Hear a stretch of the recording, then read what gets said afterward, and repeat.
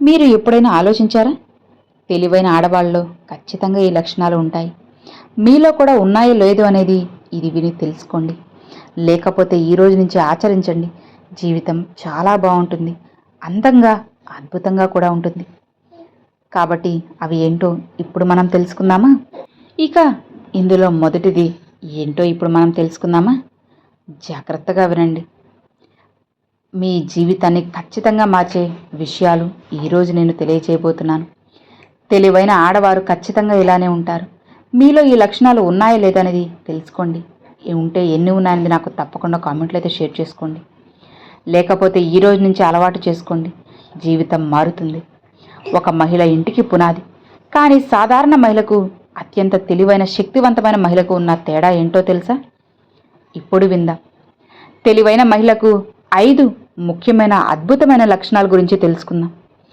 ఒక సూపర్ మహిళ అంటే సూపర్ ఉమెన్గా మారుతుంది. అవి ఏంటో విందాం.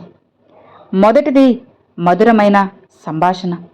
స్త్రీకి ఉండాల్సిన అత్యంత అందమైనది మాట. అందం కాలంతో పాటు కరిగిపోతుంది, కానీ అంతర్గత సంస్కారానికి ప్రతీకగా నిలిచేది మాట. మధురంగా మాట్లాడే తీరు ఎప్పటికీ నశించదు. తెలివైన మహిళ సమాజంలో ఖచ్చితంగా మధురంగా మాట్లాడి స్థానాన్ని బలపరుచుకోవడానికి తన మాట తీరు చాలా కీలకమైనది. ఖచ్చితంగా ఆమె మాట్లాడే ప్రతి మాటలో స్పష్టత, మర్యాద, ఎదుటి వారి పట్ల గౌరవం ఉంటాయి. కోపాన్ని జయించి విచక్షణతో మాట్లాడే స్త్రీ ఎంతటి కఠిన హృదయాన్నైనా మార్చగలుగుతుంది. కుటుంబ వ్యవస్థను నడపడంలో అంతా తానే ఎంతో ముఖ్యమైన స్థానం ఉంటుంది. తెలివైన మహిళలు సమస్యలు ఎదురైనప్పుడు గట్టిగా అరవడం లేదా గొడవ పెట్టుకోవడం, ఏడవడం, నిందించడం, వాదించడం చేయరు. బదులుగా వారి పరిస్థితిని ప్రశాంతంగా అంచనా వేసి తమ అభిప్రాయాన్ని అవతల వాళ్ళకి అర్థమయ్యేలా, నొచ్చుకునేలా అసలు వ్యవహరించరు. ఎక్కడ ఏ మాట మాట్లాడాలి, ఎంతవరకు మాట్లాడాలి, ఎప్పుడు మౌనంగా ఉండాలి, ఆ సమయస్ఫూర్తి వాళ్ళకి తెలుసు. ఈ విధమైన సంభాషణ వల్ల బంధాలు బలపడ్డమే కాదు, స్త్రీకి విలువ కూడా రెట్టింపు అవుతుంది. సమాజంలో ఆమెకు ఎక్కువగా ప్రత్యేకంగా గౌరవప్రదమైన గుర్తింపు ఉంటుంది. మధురంగా మాట్లాడడం అంటే కేవలం అందంగా మాట్లాడడం కాదు, అందులో నిజాయితీ కూడా ఉండాలి.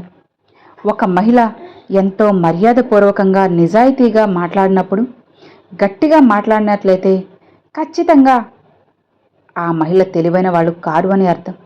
అలానే గట్టిగా మాట్లాడుతుందంటే ఇతరుల్ని కించపరచకుండా, చాడీలు ఇవేవి తావు లేకుండా ఆమె చేసే సంభాషణ ఆమె వ్యక్తిత్వాన్ని నిలబెడతాయి.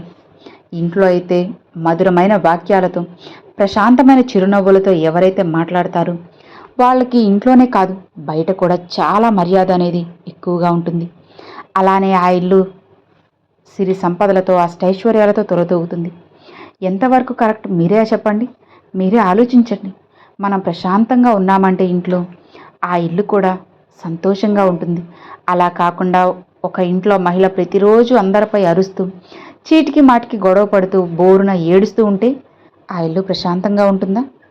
లేదు కదా. అందుకే ఇంటి ఆడదానిపైనే కుటుంబం అంతా ఆధారపడి ఉంటుంది అని మర్చిపోవద్దు. మీకంటూ ఒక గుర్తింపుని మీరు తెచ్చుకోవాలి. అప్పుడే మీకు నలుగురిలో గౌరవం అనేది పెరుగుతుందన్నమాట. తెలివైన మహిళగా ఉండాలి అంటే నువ్వు ముందు నీ మాటలతో నలుగురిని ఆకట్టుకోవాలి.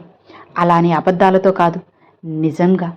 ఇప్పుడు నిజం చెప్పినప్పుడు ఈరోజు నిన్ను కొందరు అపార్థం చేసుకోవచ్చు, కానీ ఏదో ఒక రోజు నీ నిజాయితీని గుర్తించి, నిజాయితీని తెలుసుకొని వాళ్లే నీ వెంట పడతారు. అప్పుడు వాళ్ళు చేసిన తప్పేంటో వాళ్ళకి అర్థమయ్యేలా అంతా కూడా వాళ్ళకి తెలుస్తుంది. కాబట్టి ఇతరుల్ని బాధ పెట్టినా, ఇబ్బంది పెట్టినా సరే పొరపాటున కూడా అబద్ధాన్ని చెప్పకు.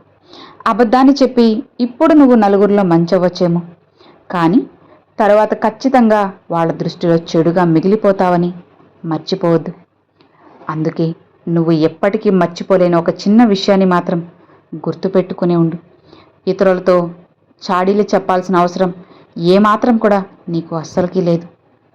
ఒకరిని మెప్పించడం కోసం, నప్పించడం కోసం నువ్వు అబద్ధాలు చెప్పి వాళ్ళని సంతోషంగా ఉంచాలి, వాళ్ళు బాగుంటే చాలు అని చెప్పి నీ జీవితాన్ని నాశనం చేసుకోవడం అసలకి కరెక్ట్ కాదు.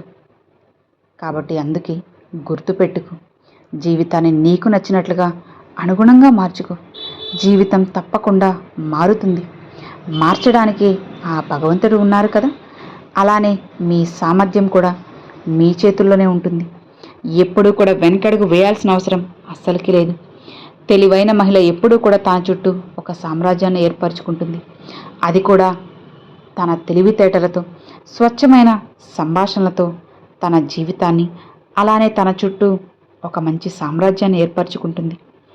ఇక అలానే తను ఏం చేస్తుందో తెలుసా? తన చుట్టూ ఉన్న వాళ్ళని కూడా సంతోషంగా ఉండేలా చేస్తుంది.